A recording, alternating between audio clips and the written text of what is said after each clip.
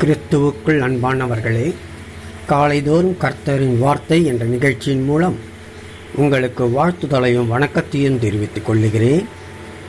இன்றைய நாளின் தேவ வார்த்தையானது பிலிப்பியர் 2 அதிகாரம் 8 அவர் மனுஷ ரூபமாய் காணப்பட்டு மரண பரியந்தம், அதாவது சிலுவையின் மரண பரியந்தம் கீழ்ப்படிந்தவராகி தம்மை தாமே தாழ்த்தினார் என்று நாம் பார்க்கின்றோம்.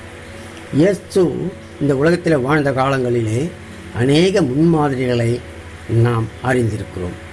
அவ்விதமாக தம்மை தாமே தாழ்த்தினார் என்று பார்க்கும்போது, தாழ்மைப்படும்போது அவர்கள் உயர்ந்திருப்பார் என்பதற்கு இயேசு முன்னுதாரணமாக அநேக வழிகளை நமக்கு காண்பித்திருக்கிறார், முன்மாதிரிகளை நடப்பித்து காண்பித்திருக்கிறார். தேவன் தாழ்மையுள்ளவர்களுக்கோ கிருபை அளிக்கிறார் என்று நீதிமொழிகள் 3 அதிகாரம் 34 நாம் பார்க்கிறோம். தாழ்மையுள்ளவர்களுக்கு கிருபை அளிக்கப்படுகிறது. அது மாத்திரமல்ல, நாம் அவருடைய கிருபையை பெற்றுக்கொள்ள நம்மிடத்தில் தாழ்மை காணப்பட வேண்டும் என்று தேவன் விரும்புகிறார். அந்த தாழ்மை நம்மிடத்திலும் காணப்பட வேண்டும், இல்லையா? சரி, இதைத்தான் நீதிமொழிகள் 29 அதிகாரம் 23 பார்க்கிறோம். அந்த தாழ்மை நமக்கு எதை கொடுக்கிறது?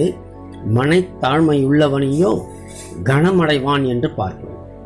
மன தாழ்மை உள்ளவன் எவனோ அவன் கனமடைவான் என்றும் பார்க்கிறோம். நாம் மற்றவர்களுக்கு முன்பாக உயர்ந்திருக்க மாத்திரமல்ல, நம்முடைய தேவன் நாமத்தை உயர்த்தவும் நம்மிடத்தில் மனத்தாழ்மை காணப்பட வேண்டும். நாம் உயர்த்துவது மாத்திரமல்ல, அதே வேளையிலே தேவ நாமத்தை உயர்த்த வேண்டும். அப்போது நாம் கனப்படுத்தப்படுகிறோம், இல்லையா? கனப்படுத்தப்படுகிறோம். எனவே மனத்தாழ்மை நம்மிடத்தில் காணப்பட வேண்டும். அப்போது நாம் தேவனிடத்தில் அளவில்லாத கிருபைகளை பெற்றுக்கொள்வோம் என்பதும் அதிக நிச்சயம். வேதத்தில் ஒரு நிகழ்ச்சியின் மூலமாக நாம் இதை தெளிவாக அறிந்து கொள்ள முடிகிறது. லூக்கா 18 அதிகாரம், லூக்கா எழுதின சுவிசேஷம் 18 அதிகாரத்தில் 10 முதல் 14 வரை தொடர்ந்து வாசிப்பீர்கள் என்று சொன்னால், அதிலே 2 பேர் ஜெபம் பண்ண தேவாலயத்துக்கு போகிறார்கள். ஒருவன் பரிசேயன், மற்றவன் ஆயக்காரன். பரிசேயன் என்ன சொல்லி ஜெபிக்கிறார்? நான் அநியாயக்காரர், விபச்சாரருக்கால் போலவும் இல்லை, இந்த ஆயக்காரனை போலவும் இல்லை, எனவே நான் உண்மை துதிக்கிறேன், மேலும் 2 தரம் ஜெபம் பண்ணுகிறேன், தவறாமல் தசம பாகம் கொடுக்கிறேன் என்று தனக்குத்தானே பெருமையோடு தன்னை மேட்டுமைப்படுத்தி கொண்டு அவன் ஜெபம் செய்கிறதை அங்கே காண முடிகிறது.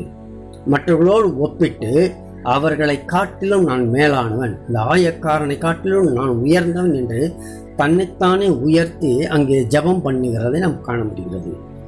அதே 13 ஆனால் ஆயக்காரனோ தூரத்தில் நின்று தன் மார்பில் அடித்து கொண்டு, ஆண்டவரே, நான் உம்மண்டை நெருங்கி வர முடியாதபடி நான் பாவியாயிருக்கிறேன், ஆண்டவரே, பாவியாகிய என்மேல் கிருபையாயிரும் என்று தாழ்மையோடு அவன் வேண்டுதல் செய்கிறதை அங்கே காண முடிகிறது. அடுத்த வசனத்தில் பார்த்தீங்கன்னாக்கா, தேவனால் ஆயக்காரனே நீதிமானாக உயர்த்தப்படுகிறான் என்று பார்க்கிறோம். ஏன்? அவனிடத்தில் ஒரு தாழ்மை காணப்பட்டது. தன்னை பாவி என்று அவன் தாழ்த்தினபடினாலே அவனே நீதிமானாக உயர்ந்திருக்கிறான் என்று அந்த பகுதி நமக்கு அறிவிக்கிறது, இல்லைங்களா? தன்னைத்தான் உயர்த்துகிறவன் எவனும் தாழ்த்தப்படுவான், தன்னைத்தான் தாழ்த்துகிறவன் எவனும் உயர்த்தப்படுவான் என்ற ஒரு வார்த்தை நம்மிடத்திலே உண்டு வேதத்தில், இல்லைங்களா? அந்த வார்த்தையின்படியாக ஆயக்காரன் தேவனுக்கு முன்பாக தன்னை தாழ்மைப்படுத்தினபடினாலே தன்னைத்தான் தாழ்த்துகிறவன் உயர்த்தப்படுவான் என்ற வாக்குத்தத்தம் அங்கே நிறைவேறுகிறதையும் நாம் காண முடிகிறது. எனவே நாமும் தேவனுக்கு முன்பாக நம்மை தாழ்த்துவோம், ஆசீர்வாதம் பெறுவோம். அது மாத்திரமல்ல, மற்றவர்களுக்கு முன்பாக உயர்ந்திருப்போம், தேவநாமத்தை உயர்த்துவோம். ஆமென், ஆமென்.